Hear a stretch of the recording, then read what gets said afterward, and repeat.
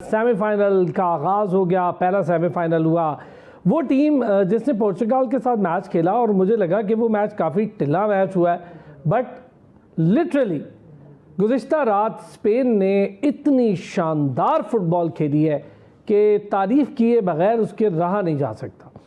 France से आधी से ज़्यादा दुनिया को उम्मीदें थीं और लोगों को लगता था कि बस ये मैच तो हुआ और ख़त्म हुआ और फ्रांस इसे 2-1 से जीत जाएगी। कुछ बड़े एक्सपेक्टेटर्स का ख्याल था फ्रांस शायद 3 गोल कर दे, किसी का ख्याल था कि स्पेन 0 गोल करेगी और फ्रांस गोल पे गोल करेगी। हुआ ये कि गुज़िश्ता रोज़ जब हम इससे पहले प्रोग्राम कर रहे थे, हमने इनके मिडफील्ड पे और डिफेंस पर बात की थी।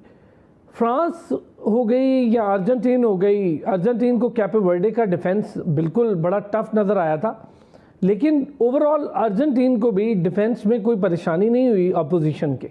फ्रांस को हुई, अच्छे मैचेस खेले फ्रांस ने कुछ, लेकिन जितना तगड़ा स्पेन ने अपना डिफेंस शो किया, पहले 2 गोल करने के बाद ये नहीं हुआ कि पोजेशन ऑफ बॉल सिर्फ स्पेन का हक था। फ्रांस के पास बॉल रही, लेकिन आप कमाल देखें, अटेम्प्ट टू गोल यानी गोल पोस्ट के अंदर की जो शूट्स थी वो ज़्यादातर सिंपली कीपर के पास थी और वो थी भी 3 हार्डली, और बाकी शूट्स तो लगी ही नहीं, ट्राई हुई ही नहीं।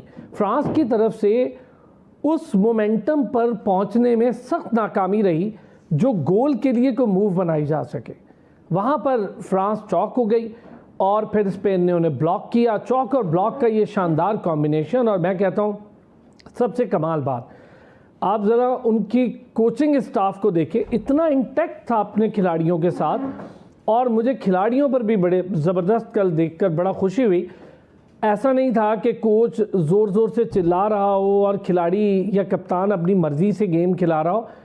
बार बार जो तब्दीलियां हो रही थी गेम के बीच में, ज़रूरी तौर पे किसी प्लेयर को पीछे भागना है तो कोच की उंगली के इशारे के साथ प्लेयर पीछे जाता था, इशारे के साथ प्लेयर मिड में आता था, इशारे के साथ प्लेयर विंगर बन जाता था। यहाँ पर फ्रांस के कोचिंग को लेकर बहुत ज़्यादा सवालात खड़े हुए हैं। एम्बापे ने ख़ुद भी कहा है कि हमें ज़रा अपनी कोचिंग और बाकी मैयार पर काफ़ी ज़्यादा काम करने की ज़रूरत है। बट एम्बापे जैसे खिलाड़ी को जिस तरह से उन्होंने ब्लॉक रखा, ये 2 मैचेस बड़े कमाल हुए हैं। एक इंग्लैंड नॉर्वे जिसमें उन्होंने एर्लिंग हॉलैंड को इतना बेबस कर दिया कि एक्स्ट्रा टाइम पे उसे बाहर जाना पड़ा, उस पर डिटेल डिस्कशन हम कर चुके हैं।